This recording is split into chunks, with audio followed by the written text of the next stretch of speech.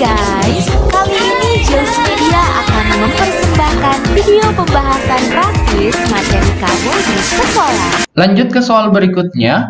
Manakah pernyataan berikut yang akan memperkuat argumen manajer toko elektronik tersebut? Oke, kalau tadi memperlemah itu kita membantah, sekarang kalau memperkuat maka kita cari argumen mana atau pernyataan mana yang mendukung pernyataan si manajer toko elektronik tadi. Nah, jadi kita baca bacaannya. Toko elektronik X mengalami penurunan laba yang cukup besar pada tahun ini.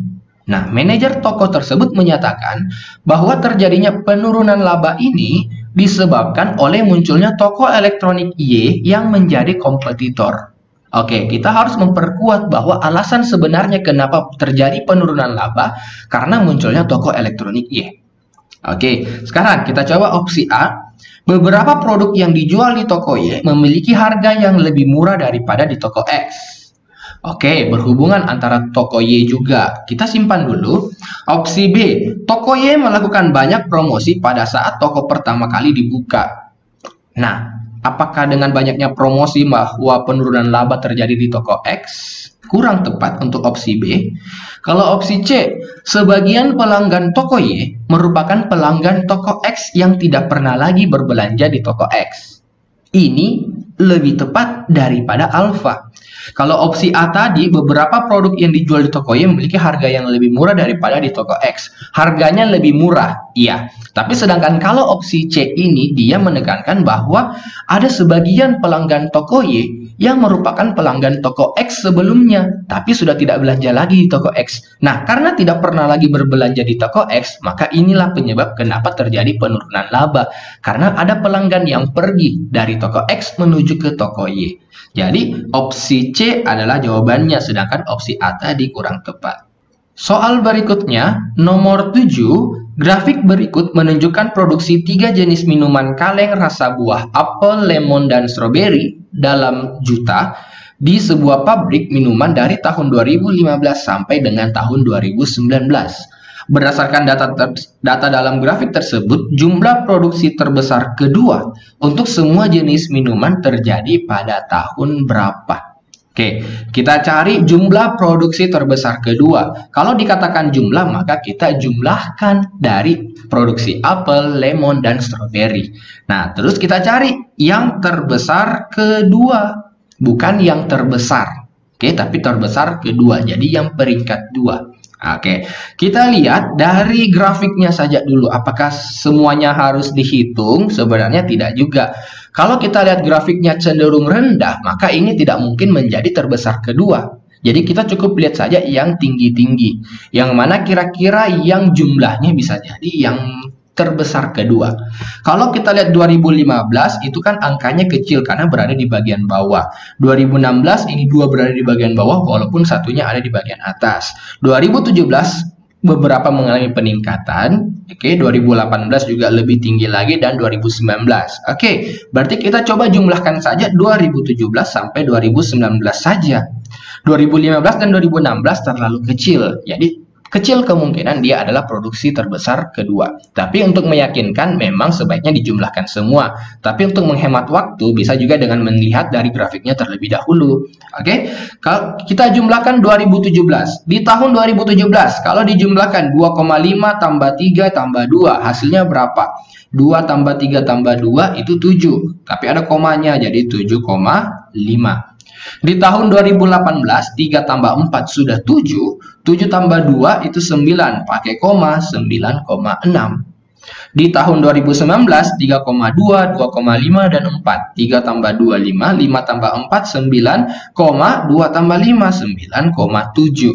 Nah, yang terbesar adalah di tahun 2019 ini. Dan yang kedua terbesar adalah di tahun 2018. Jadi jawabannya untuk soal nomor 7 ini adalah delta. Produksi terbesar kedua terjadi pada tahun 2018.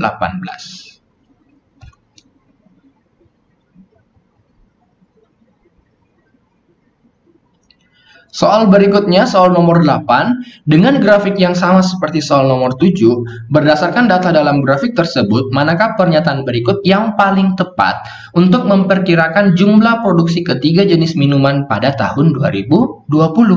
Oke, di sini kan 2015, 16, 17, 18, 19, berarti 2020 adalah tahun setelahnya. Oke, sekarang kita disuruh untuk memperkirakan apa yang mungkin terjadi. Nah, untuk memperkirakan apa yang mungkin terjadi dalam bentuk grafik seperti ini, maka perhatikan tren yang terjadi. Oke, jadi tren yang terjadi biasanya ada dua, tren kenaikan dan tren penurunan. Tren kenaikan adalah dia konsisten mengalami kenaikan dari tahun ke tahun, sedangkan tren penurunan selalu mengalami penurunan dari tahun ke tahun. Kalau kita lihat yang warna orange ini adalah strawberry, trennya adalah naik, turun, naik, naik. Oke, ada naik dan turun. Nah, itu kurang tepat untuk bisa diperkirakan. Oke, kalau misalkan yang warna ungu itu adalah lemon, naik, naik, naik, turun. Berarti kurang tepat juga untuk bisa diperkirakan karena trennya acak. Ada keadaan naik, ada keadaan untuk turun juga. Oke, sekarang kalau apel bagaimana?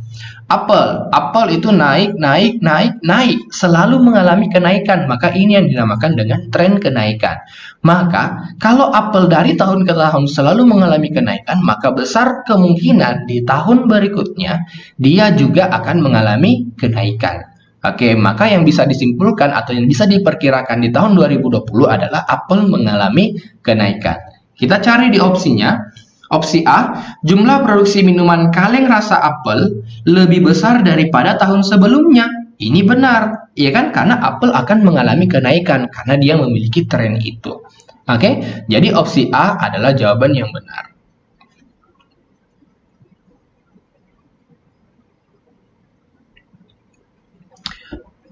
Lanjut soal berikutnya, soal nomor 9. Rata-rata kecepatan jurutik untuk menyalin sebuah buku adalah 100 kata per menit. Pada kondisi manakah pekerjaan menyalin buku membutuhkan waktu yang paling sedikit? Oke, diminta waktu yang paling sedikit. Dari opsi yang diberikan, opsi A sampai E, ada beberapa orang jurutik, ada 4 orang, ada 5 orang, yang menyalin buku berisi 12.000 kata, 10.000 kata, dan seterusnya. Oke, sekarang untuk bentuk seperti ini boleh dihitung, jadi kita kalikan ataupun dibagi sesuai dengan nilai yang mau dicari, atau boleh juga menggunakan logika saja. Oke, di sini kan yang dibandingkan adalah jurutik sama berapa banyak kata yang terdiri di dalam buku. Oke, sekarang kita bayangkan dulu, kira-kira supaya waktu yang dibutuhkan sedikit, yang mana lebih memungkinkan untuk memiliki waktu yang lebih sedikit? Semakin banyak jurutiknya atau semakin sedikit? Jadi kalau banyak orang yang mengetik dengan sedikit orang yang mengetik, yang mana yang lebih cepat selesai? Pasti yang lebih banyak orang yang mengetiknya, karena pekerjaannya bisa dibagi-bagi, ya kan? Artinya kalau ada 4 orang dan 5 orang, pasti yang memungkinkan adalah 5 orang yang mengetik. Maka besar kemungkinan jawabannya antara Charlie, Delta, atau error. Karena di sini ada 5 orang yang mengetik. Oke, tapi tetap harus disesuaikan juga dengan bukunya. Nah, sekarang bagaimana dengan buku? Oke, di sini ada buku yang berisi 8.000 kata, 10.000 kata, dan 12.000 kata. Oke, sekarang kita bayangkan dulu. Kira-kira supaya waktu yang dibutuhkan sedikit, maka isi buku yang mau diketik ini buku yang tebal atau buku yang tipis? Buku yang terdiri dari banyak kata atau buku yang terdiri dari sedikit katanya? Pastikan supaya cepat, maka buku yang dikerjakan buku yang tipis aja, ya kan? Berarti buku yang terdiri dari sedikit kata-katanya. Artinya cari yang paling banyak jurutiknya, tapi sedikit yang mau diketik. Itu dipenuhi oleh opsi Charlie. 5 orang jurutik akan menyalin buku yang berdiri atau yang berisi dari 8.000 kata. Banyak orang yang mengetik dan sedikit kata yang mau diketik. Maka ini pasti yang paling cepat. Oke, kalau misalkan dari opsi A dengan B ada yang lebih kecil lagi daripada 8.000, baru kita coba hitung secara aritmatika, secara matematikanya, ya kan? Karena kalau misalkan lebih sedikit bisa jadi memang itu yang benar, karena memang 4 orang beda 1 orang. Tapi kalau kata yang diketik itu jauh lebih sedikit, maka bisa jadi itu yang lebih cepat. Tapi karena di sini opsi katanya adalah 10.000 dan 12.000 sama dengan opsi D dengan E yang lumayan banyak juga, jadi jawabannya tetap Charlie karena sedikit kata yang mau diketik dan lebih banyak orang yang mengetiknya. Oke? Jadi nomor 9 jawabannya Charlie.